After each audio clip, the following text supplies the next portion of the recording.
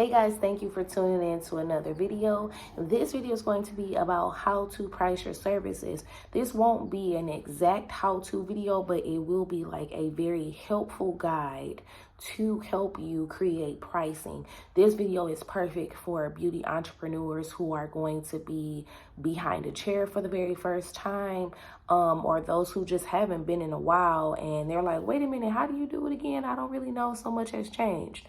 So I do have a lot of experience in working in the salons that were like chain salons like Ulta Beauty, JC Penney's, Boric, Supercuts. I've been a booth renter before.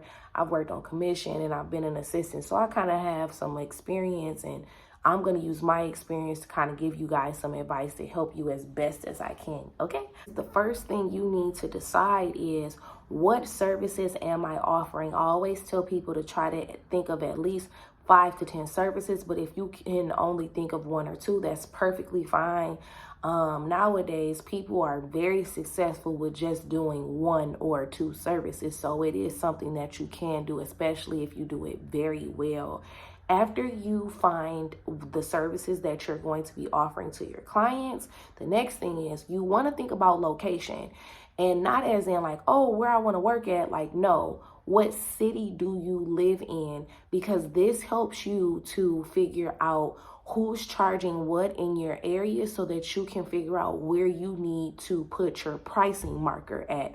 So where I'm from, I live in a very small city. I don't live in nothing like Houston, Atlanta, Vegas, where you can hit so many other cities. I don't. I live in a little tiny little something, okay? So what I did was I called around to local salons, whether they were spas, privately owned salons, or whether they were chain salons. And I asked them like, oh, how much do you charge for a haircut? And they would tell me, some people would kind of riddle me off like different little prices, or some people would give me a price range. This is helpful because it will tell you where you need to fall in between the price range. So nowadays, it's much easier than what it was 10 years ago. You don't have to call all these different places like I had to 10 years ago. You can just go online and go look up prices for the services that you're looking to offer. So I'll give you an example.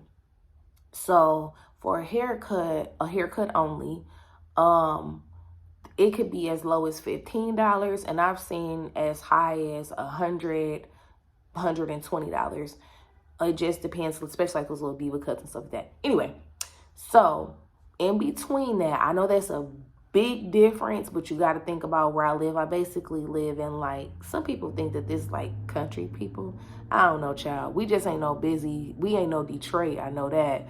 But anyway, so within that price range, I have to figure out where am I more comfortable at in between $15 and about $100. Where am I comfortable at so that I can market it correctly?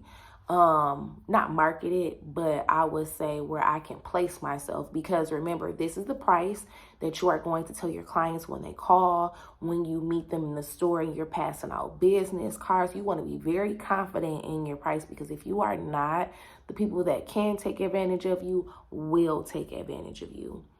The next thing I will tell you guys to consider is the time. How long does it take you to do something? So this group that I'm in on Facebook, they have at least 200,000 hair professionals like all around the world, and a lot of them say that you should charge for the time that it takes you to do something, and they suggest that you charge $1 per minute. So if it takes you 60 minutes to do something, then it should be $60.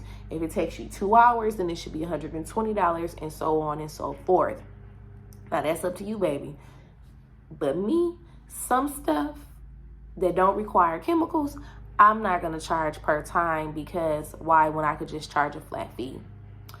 So the last thing I will tell you guys to consider when it comes to pricing is your experience. A lot of things are based off of experience when you start getting into chemicals and extensions and even haircuts.